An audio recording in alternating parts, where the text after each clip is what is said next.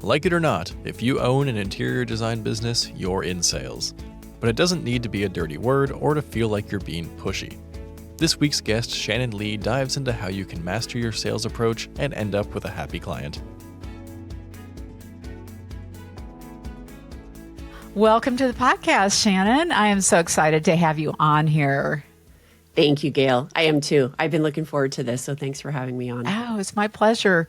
Well, we met in a mastermind, and it has been a lot of fun. And I have found out what a great expertise you have in an area that I think will be great for our listeners today, which is sales, especially for people in the services business. Yes. So I can't wait to talk about that. But first, I have to ask you a few questions that are a little bit personal, and I would love to hear about these. Yeah. And we asked this question about what your biggest life lesson was. Why don't you share with us what you shared? So I have to remember, honestly, what I shared, but I'll tell you what I think I shared. And then we'll Okay. There's a lot of life lessons, but I know one that made a big impact on me was when I was fired from a job. Oh. And it definitely was humbling, but also lit a fire. And what I mean by that was it caused me to take a hard look at who I was and what I was doing and where I belonged. And I did not let myself give in to the story that I had failed. I reframed it for myself because I do think that was the truth. And the truth was it wasn't the right fit. I shouldn't have been there. They probably shouldn't have hired me. And it was a beautiful moment in a lot of ways because it caused me to really just think hard about where do I add value? Where do I want to be? And that really started a journey for me that ended up at Win Without Pitching eventually. But it started a journey for me where I went to work for small to medium-sized independently owned businesses and left corporate America, which I wouldn't have traded that experience on the corporate side, but I certainly figured out what my unique ability was after that. Well, so I think sometimes it's important to have those setbacks because if we had it all going so well, I don't think we would learn the lessons that we really are here to learn. 100%. I am unafraid of failure, of setbacks, of hard conversations. Like it just changed so much for me in that moment. And so it was a good thing in the end. Well, that's an interesting comment that you bring up about having the hard conversations. I was just having a conversation with another client this week about hard conversations, and I still struggle with it. Yeah. So tell me your secret to doing that. You know, it's a really good question, and I don't know for sure if I've landed on why it's okay for me or why it feels comfortable for me. But I think it has something to do with a combination of life experience, a combination of just trusting myself and knowing what's right and finding the right words to convey that to somebody that honestly come with a lot of love and a lot of care. Like I really believe in empathy and vulnerability in life and in the professional setting. And I think if we're just really focused on the greater good and this idea of an abundance mindset, when something feels hard, I think we should be able to talk through it. And I did have a boss at a previous job tell me one time that it's almost like climbing a mountain or having a baby. She said, like, it's scary and the moment is going to come and it might cause you, this is what she said, it was so like visual, it might cause you to just kind of feel like you have to throw up, but the minute you start talking, everything is okay. The minute you start climbing, everything is okay. The minute labor starts and you're having that baby, everything is okay. So funny analogies, I know, but it really like struck me as, yeah, it might feel hard in the moment, but the minute you get going, it'll work itself out. Mm-hmm. Well, I think too, what happens, I know for me, if I'm pushing myself and I haven't done something before or it seems uncomfortable to do, I probably should do it because I'm going to learn from that. And it's hard to overcome that resistance to doing that, making that leap from wherever you are, which is a status quo, to something that's going to be probably a hugely important learning lesson for you in life, right? Yeah. Yeah. And I think it's okay to practice a little and think a little bit about what that hard conversation is going to be and how you might handle it. So you're just a little more prepared. And then I think you don't want to overthink it. It's time to just take action. Oh, that's another really good topic too, which is following that gut instinct about what to do. And I think sometimes we take that away from, or we quit doing it because we feel as if we should follow a process or do things a certain way, or somebody has taught us a certain way. But in the end, I think that gut instinct, don't you, is really critical. Trust your gut. It is really critical, and I agree with you that most of us don't give ourselves enough credit for trusting our gut instinct. And after years of coaching and working with lots and lots of clients, they are smart and they have good instincts, and I see it in them. And I see it as they're working through a problem and talking it out.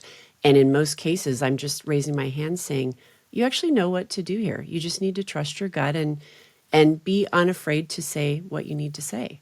So I think we all need to listen to ourselves a little more. Wow, that's well said. Well, and because you're teaching how to sell without really being salesy, I think it's so interesting that we as individuals tend to maybe have a poor feeling about people that are in sales, which is unfortunate because we all sell every day. Yeah. We sell our ideas, we sell what we want. If we're trying to talk our spouse into doing something that maybe they didn't think about or didn't know they wanted to do. Yeah. So we want to sell them on our ideas so that we're getting them to do what we want them to do. So I don't think it's a bad word. So talk to me about sales. Why did you get so interested in that? Yeah, I kind of fell into what I guess is considered a more formal sales role. But you're right that I'd been selling all my life in various forms. And I really view selling as a mechanism for helping and as a mechanism for change. And again, it comes down to how are you framing this for yourself? And is it coming from a place of good? Like, I really think we should be using our power for good in the sale. And can we help these clients? And so for me, it happened at that moment when corporate America ended and the design firm that I had hired to create the annual report for this company that I was working for said, hey, why don't you come and sell for us? And I just thought, that is wild. I don't know what that means, but I love the culture there. I love what you do. I love being around that creative personality and mindset. So yes, and then I'll figure it out later. So it was a jump moment and a trust my gut moment. And they had a really values-driven approach to selling, which was just about that. Like, can we help? Let's have a conversation and uncover things and see if we can help. And that felt really good to me. Yeah. Well, interestingly, you and I connected again through the mastermind group that we were in, and you became my mentor for the session in the block, which I thought was really fabulous because you just happen to have some experience in our industry. Yes. How random is that? Yeah, it was amazing. Maybe it was intentional. Maybe they knew. I don't know. They probably did. Well, I was so thrilled about it. And so I feel like I've met a new friend. And what I love too is that you have worked with other design firms to help them know how to sell I think in a more professional way. So talk to me about that and talk to me about some of the things that you've done to help people learn how to navigate this, because it is navigating something that's not comfortable. Yeah, definitely. Yeah. The work that we do at Win Without Pitching is focused on that, what we call expert-based advisor, creative professional. And that can mean traditional, design, advertising, but we do a lot of work with interior design, architecture, financial advisors. So it's experts who need to understand that it is okay to sell and price like the experts that they are and bring their expert selves into the sale and not feel like they have to turn into a salesperson. It's a combination of understanding our client's mindset, what motivates them. Are they motivated by the need to be liked? Do they want to win? They're really competitive. Kind of understanding where their mindset is and why that mindset can sometimes cause them to feel uncomfortable in a sales cycle or do things they wish they wouldn't do in a sales cycle. So it really begins there, understanding mindset, which drives behavior. And then giving them frameworks for the different conversations that happen in the sale. So a framework for how do you qualify? How do you understand if you're a good fit and if the client's a good fit? And a framework for how do you really uncover the value that you think you can create? And how do we talk about price in a way that is grounded in a vision and in a strategy, not about how much you cost as an interior design firm, for example? And then how do you bring the client options in the form of a one-page, 3-option proposal so that you introduce choice into the equation for that client? And when clients learn these frameworks, then they have a process and things become easier from the standpoint that they know what they need to do in each part of the sales cycle. They don't feel like they're starting from scratch. Confidence builds. And it's not scripts. We don't want to just put words in somebody's mouth. We want their personality and expertise to be a part of these conversations. And so that's why we work within frameworks so that there's room, right, to let you shine and to let what you do really come through. And it just brings a lot of confidence and settles things down and brings organization to the sales process, which it can solve everything in the moment for somebody. Well, yeah. And I think too, every conversation is different. You don't know how people are going to react to whatever you're bringing to them. But this comes back to just having enough practice that you know what you need to say, or maybe some of the things you want to make sure you touch on in a conversation with people. And maybe you could talk a little bit about that and how to prepare for a sales conversation. Yeah, let's start with the qualifying conversation. Sure. That's what I would view as the first kind of person-to-person conversation. And this is a conversation where you're assessing fit. You're not trying to sell something. And so I think relieve the pressure from yourself the first time that you have a conversation with a potential client and let them know that too. Let them know what's about to happen. And so what I coach is to just say, hey, it's great to be on this call with you today. I'm looking forward to learning more. What we're going to do today is see if we're a good fit to work together. And if we are, then we'll move to the next step, which is talking about level of investment, goals, vision. What does success look like? And then if that all feels good, I'm going to put a proposal in front of you that has 3 different ways we can work together. And that'll be our time to decide, are we going to move forward together or not? If that all sounds good, let's jump in. So I think that if we can just set some context in the beginning, everybody takes a collective breath because the person on the other side doesn't feel like they're going to get pushed and sold to. And the person doing the selling feels like they can calm down and have a conversation and focus on that client. So then really what happens when you begin to qualify, I think, is get an understanding of the want beyond the immediate need that person is coming to you for. Maybe they come to you because they want a kitchen remodel. But if you really find out why and what the bigger want is, you might learn that the footprint of their home is not working for their family. It feels too boxed in. They want a more open floor plan. They spend a lot of time outside, so they like an outdoor cooking area. So if you can ask this question that we learned from Dan Sullivan, the leader of Strategic Coach, it's called the Desired Future State question. And you ask, hey, you and I are sitting down 3 years from today, and you're really happy.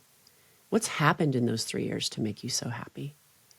And then you embrace silence and let them begin talking and sharing a vision. It changes the dynamic because you're really learning, okay, what do they want beyond the need?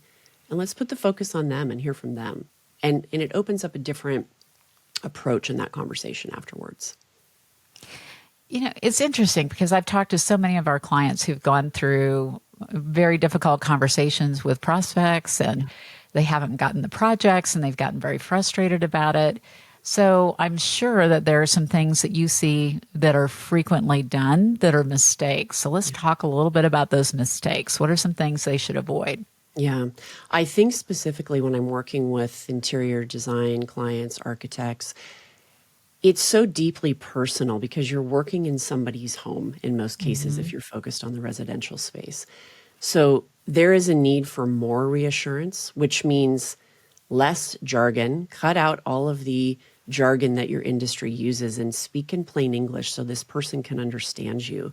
They may not understand what a carpenter does or what a cabinet maker does or what the electrician does. They may not understand why a design plan is needed before you start design, right? There's so many things that they need to be educated on in most cases that I think it's time to just slow down and remember, are you speaking in a way that is jargon free, and are you educating them about what the process is and what they can expect? And so I think beginning there and asking those questions helps people to feel a little more taken care of and reassured, and a little less like they're just going to be kind of sold something for the sake of being sold something. So that's one thing that we work on. The other thing that I know that is really important, especially when you're just, let's use the example of doing a project within somebody's home, is give them a sense of what the entire investment might look like. And what I mean by that is I believe all of us in our expert professions have a sense of a price range once they get a sense of what is it that the client's looking for. You may not be able to give it to them exactly in the qualifying conversation because you're going to need more information. But I think it's okay to at least float a range and see, is there a financial fit? And especially in the interior design space, the idea of, well, there is a phase that might look like a diagnostic phase where you're learning more, visiting their home, coming back to them then with design options and directions, right? So that's a phase that has a certain price attached to it. Then there is the actual work that happens certainly through the interior designer, but a contractor is likely going to be pulled in, right? And other experts, cabinet maker, whatever the case may be, somebody to do the tile work. And so I think if you can talk in terms of, here's how this works, here's what fees look like to work with me, and here's what you can expect in terms of the fees for the people that are actually going to execute it. And all in, that could look like $50,000 to $200,000, depending on which direction you choose. How does that range of investment feel to you? We're not trying to sell something. Remember, we're just trying to assess financial fit and educate them a bit. And I think those things get lost or forgotten, or people are just afraid in the moment to go there. They are, and they've been told not to talk about money, but I think you used an interesting word. You said, how do you feel about that? So you are eliciting a different response than just saying, is that what you had in mind? Is different than how do you feel about it? Right. And I think that's an important phrase to be aware of, because we're in the business of understanding of what that person needs. And we're here to decide for ourselves, is this a fit for us? Do we want to work with that client? And is that a project I want to work on? So there are a lot of decisions. And the other thing that I think we often forget as designers and maybe selling our business services is that we get to choose too. We don't necessarily want all of the clients that are coming our way. And they may come with a desire to work with you, and then they also have a fear that you might reject them, Yes. which I found to be quite interesting from a woman who was in New York, and she was an agent for designers, and she told me that, and I thought, oh, I never thought about that. They don't want to be rejected because you don't want to work with them. So it's a very delicate balance of emotional connections and emotional commitments that people have to make to be able to complete that next step and get to that commitment of working together. You're so spot on with this idea of you are demonstrating selectivity and assessing fit as well. And you should be, because you don't want to work with everybody. You want to work with clients who will let you be the expert and lead, who believe in your point of view, your approach, your design style, and who you can create some real value for. And that's what you want to tell them in the beginning. That helps everybody, who we all bring our own fears and baggage to these kinds of conversations. And that's why you want to let that person know, hey, we're going to see if we're a good fit, if we think, yeah, this makes sense. So I'm going to ask you a bunch of questions. I want you to ask a bunch of questions. And at the end, we'll see, like, how are we feeling about this? Should we keep going? That is such a helpful moment just to acknowledge, yeah, we're all coming into this with some unknowns and some concerns probably. So let's just explore that. It was interesting because I had a sales conversation yesterday, and it was one of those where, and you know how this is, it's called a takeaway. Yeah. And so I was saying, I'm not sure that I'm really the right person for you. And it's so interesting to watch because that is a position of power. We forget that we actually have power in the conversation too. Yes. It's two-sided, and you get to decide. And I was not sure I wanted to work with this person. And I put it out there, and yet the more I was a little bit unsure about whether it's the right thing, the more she wanted it. So I was like, okay, be careful, because then you're going to get yourself into a situation where you talk yourself into working with somebody that you're not sure that you should be working with. So talk about that a little bit. Yeah, that is what I think of as creating some healthy tension in the sale. Allowing that person to feel on the other end like, I'm not sure, and here's why. There are some things we need to talk about that I have concerns based on some things that you shared, which is okay. We're not a fit for everybody. And you can feel in that moment that person leaning into you, right? Starting to pitch themselves to you, for lack of a better word. But you're right. You can't kind of get drawn into that and let the kind of excitement or that power that you're feeling in that moment turn into something that lets you lose sight of, should I do this or not? But it allows you to hover above, I guess is the best way to think about it, from 30,000 feet and kind of look down and kind of work to emotionally detach and really see, is this the right fit or not? So that idea of a takeaway or creating some healthy tension in the sale is a powerful moment. And use your power for good. It's okay to have power in the sale. Just use it in the right way. Interesting, because women, I think, are a little afraid of some of the conversations they need to have, especially if somebody seems to be in a more powerful position, or you have a big stake in this where you need it to pay the bills. And I see a lot of designers taking projects that they should not take because they are thinking, I've got to pay, I have staff, I need to keep them busy. Yeah. So how do you overcome that fear of not having enough to pay the bills and be willing to say no, even if it is the wrong fit? There's a couple things going on in that moment when fear sets in and I have to pay the bills and you chase bad revenue as a result. One thing that we guide and advise on is this idea of a mantra before you go into your sales conversations. And it does go back to understanding like what's motivating you to behave or feel the way you feel. Okay, if times are tight and you have to pay the bills, say that, recognize that, and then kind of flick it off into the universe, and then take a quiet moment and say the mantra, which is, I am the expert. I am the prize to be won. I am on a mission to help. I will only be able to help if you let me lead. All will not follow, and that is okay. Take a breath and go into the conversation and work very hard to emotionally detach, to take a hard look at what is right for the business and what is right for that client. Now, that can be helpful in a meditative moment before a sales conversation, but I think there's a bigger thing happening potentially. If times are tough, sure, the economy can be a driver, other factors. It could also be a signal that your positioning is not correct. You are not seen as meaningfully different in the marketplace. You're viewed as a generalist or a commodity. And it could be a moment where it's time to take a look at the business. And instead of being an interior designer for all, do you need to start to narrow in and be the expert in helping people age in place, or be the expert in kitchen design, or whatever the case may be? There's a few things that could be happening in that moment that all affect your ability to sell and your confidence. That's well said. I think, so what we're touching on a little bit or have talked about throughout the podcast is mindset.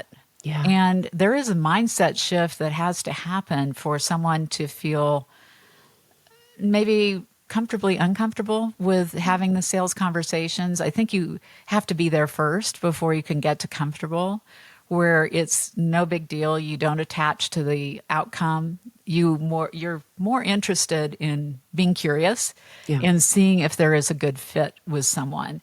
And you've alluded to it throughout, and I think the mindset piece is a huge piece of this. So besides the mantra, what can someone do to overcome maybe their fears around the selling process, their fears about talking about money in particular, Yeah. and the fears about rejection?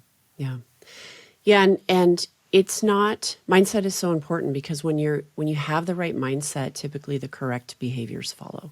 And so I do think that when you are not an expert at something in your business, right? Many people are founders who started their business because they're experts in whatever their craft is, interior design, but they don't necessarily understand how to sell or understand marketing or understand how to be strategic with their P&L.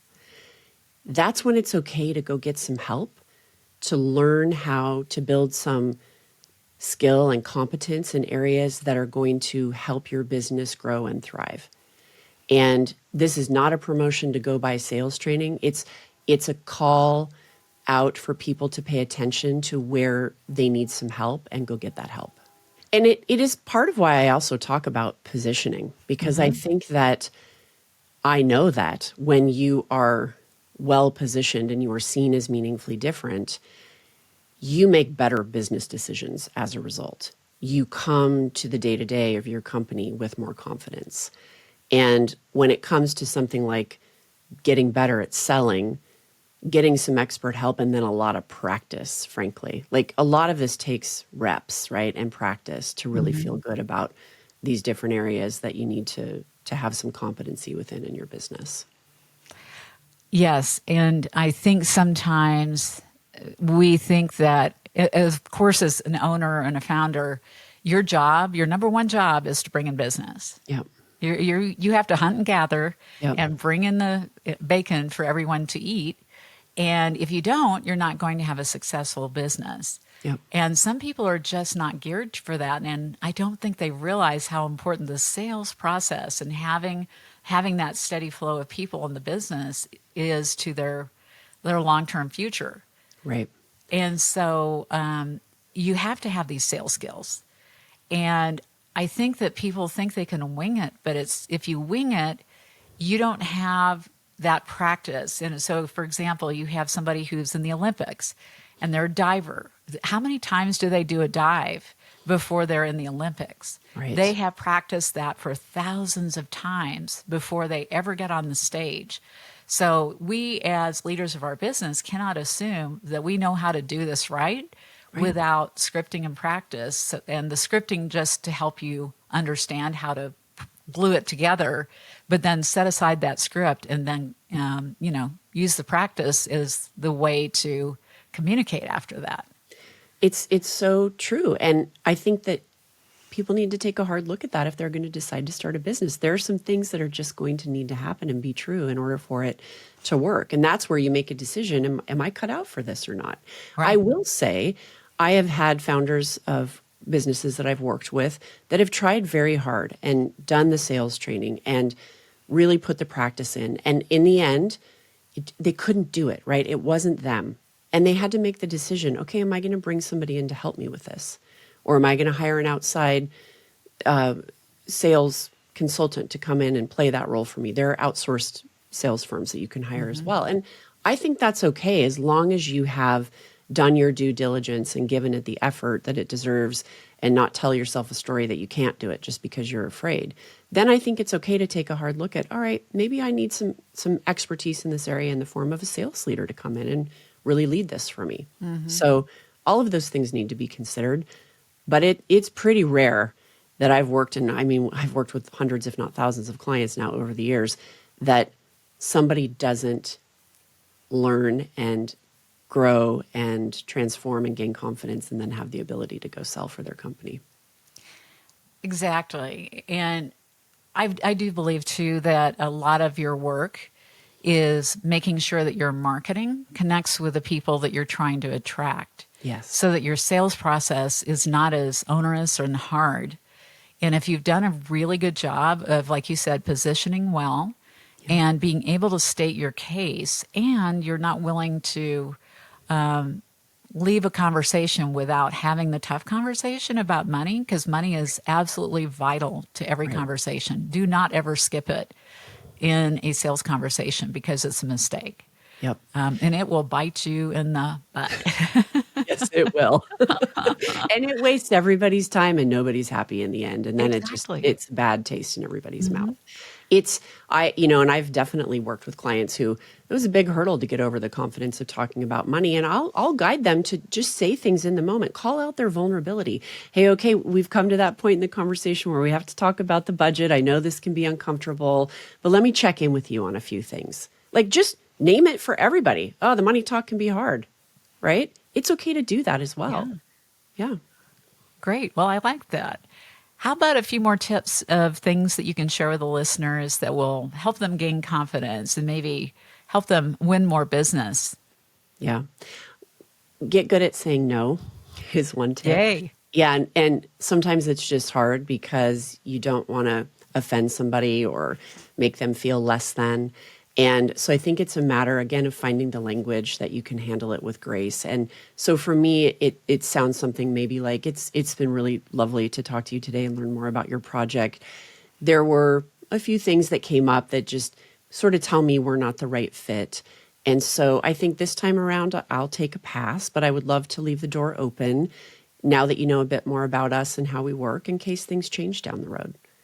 So that's one way. The other way is refer them to somebody else that you know that you think would be a better fit if that feels better for you. And just thank them so much for taking the time. When you can do it that way, your integrity is intact and everybody walks away feeling okay about it. They feel heard, they feel taken care of. And if they don't, you were honest at least, and you were kind in your words, but ruthless in your behavior, that you're not going to take on a client who isn't a fit, that you know will not work for either party. So get good at saying no. That's one thing for sure. That's great. Well, let's go back to the thing that you mentioned earlier, which was if you want to hire or feel it's better for you to hire somebody for a business development role, how do you find them? How do you train them? Where do you find those unicorns? Yes, we all need unicorns. Where are these unicorns? There must be a unicorn service on the internet, right? Exactly. Yeah. Yeah, I think it does really start with, are you ready to set somebody up for success in that role, right? So are you clear about who you help and how you're positioning? Do you have a marketing effort that supports driving those inbound leads, or at least gives that salesperson the content and messaging and case studies to go tell the story proactively? So I think you have to assess that first, because you want to set your salesperson up for success. And then I think that you look in your network, look at people that you know, that you admire, that might be doing this work already. I think that's always a good place to start. I know it's different in your business where your clients maybe are largely working within residential interior design. So I would say, look at your clients. Is there a client that you might tap, right, that loves your business, that's been working with you for a while, that you see that capability in? It's a little different for your clients, because they're working with homeowners and such. But I do think that there are enough niche services out there today that Google sales recruiting for interior design. I talked with somebody today, the other day, that's in our mastermind group that focuses on helping find salespeople for marketing services firms. That's what they do. And so I think there's enough niching out there today that it's probably worth looking at maybe hiring somebody to help you find that person, a recruiter, a headhunter, whatever the case may be. That's great And then advice. I think you work within your own networks and membership organizations, and they have job boards. Do a good job of writing the description. LinkedIn is a great place. So there's a lot of ways to go about it. Yeah, it's different, and I know that you and I have been listening a lot to the episodes and the trainings that we've been going through. Yeah. And it's very clear that you have to have, at some point in your business, somebody else doing the sales for you as you're expanding, because you cannot continue to fill the pipeline all by yourself. Somebody else needs to be helping you with that. Right. Yeah, that's the whole idea of you're doing a good job of growing your business, right? Like we're learning about in our mastermind group. And eventually someday you may want to retire. Well, how do you scale it? How do you transfer the knowledge? How do you set it up so that it's not, a cult of personality built around you, the founder? Absolutely. Well, we're at the end of our podcast, and it's always a good time to ask you, what are the 3 things that you think are the most impactful and important for people to take away from today's session? Trust your gut, please. But believe in yourself and trust your gut, and don't be afraid to speak up. And think about those moments in your business where there's an obstacle you have to overcome, or there's a common thing, right, that always comes up. And create a little tool for yourself where those things are listed and you have it by you when you go into these sales conversations with maybe some prompts about the language for how you might address some of these things, right? Trust your gut. You know what typically comes up, so be prepared to kind of answer and overcome or have a conversation. I think the other thing is just don't feel like you have to turn into a salesperson. You get to be the expert that you are in that sale. It's almost like coaching the conversion is the way that I think about it. The sale should be a sample of what it's going to be like to work with you.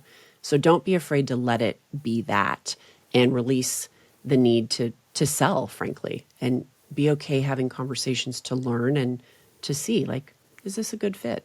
And I think my final piece of advice really goes back to that. Don't be afraid to say no. We've all got to get better at that, even in hard times. I think those are excellent things to end on today. And thank you so much, Shannyn. As always, it is wonderful to spend time with you.